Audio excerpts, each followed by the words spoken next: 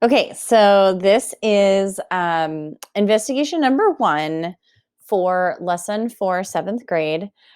So I wanted to show you guys some of our supplies here. We have distilled water in here. I put about 40 milliliters. 30 milliliters is really what I need, but it's probably good. We have a beaker to mix our solution in, okay? So hopefully that clarifies. I have some bromothymol blue solution. BTB is for short, and you guys can see the chemical formula here for it if it focuses. C27H27Br for bromine, 2 oxygen, 5 sulfur, and sodium. Okay, so that's what's in here.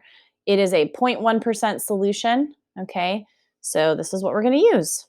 All right, so I'm going to pour in my distilled water into this beaker, okay, so that I can follow the instructions.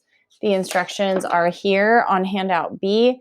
You can see these methods for testing in the Google Classroom post, but I am going to be doing this experiment, but you can follow along if you are curious what I am doing.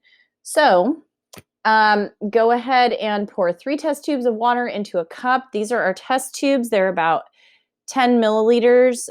So they're pretty small. Okay. And then I have 36 drops of bromothymol blue. So that's what I'm going to do. So I'm going to take this and I'm going to put 36 drops of it. Okay. In. It is a dark blue color here. I'm going to put in 1, 2, 4, 6, 7, 8, 9, 10, 13, 14, 15, 16, 17, 18, 19, 20, 21, 22, 23, 24, 25, 26, 27, 28, 29, 30, 31, 32, 33, 34, 35, 36. Okay, put the remainder back in here.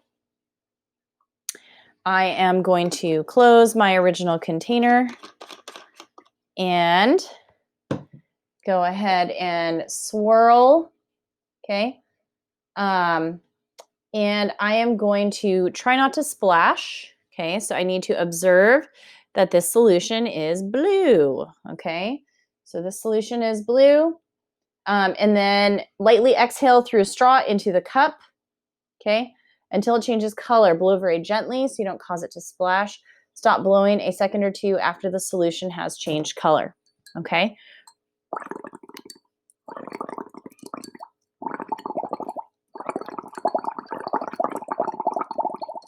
Did you guys see that? Oh, that was magical. So it turns like yellow, okay? And that tells you that there's carbon dioxide that came from my lungs because I am a living thing. So it says place Elodia in the test tubes, A and B. Fill these with bromothymol blue solution. Okay. I have Elodia. It is this beautiful plant. It is an aquatic plant. So I'm going to stick that into A and B. Okay, do need to cut a second piece here. So here's our beautiful Elodia sample. And I'm just going to cut a little bit.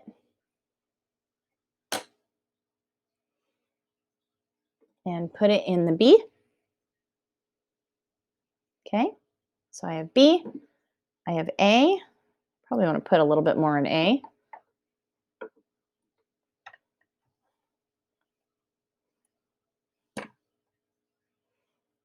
And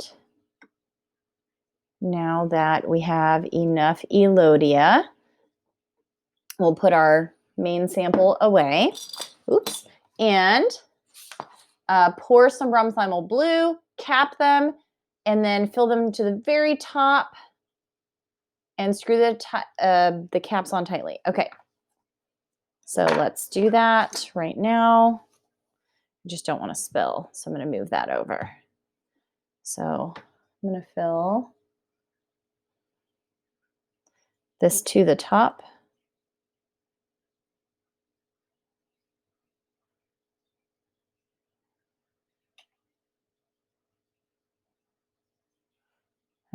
and then I'll cap it.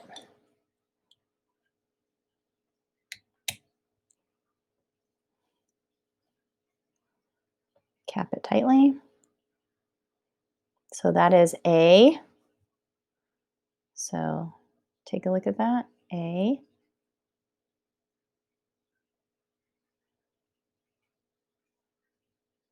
So you guys can see that it's yellow. And then B, I am going to pour this in till the top. Might not have enough solution. And cap that tightly. B is yellow to start. Okay, B. And then they said just fill C to the top. I do have enough, thank goodness. Okay, let's grab this cap. All right, and cap that shut. We've got C.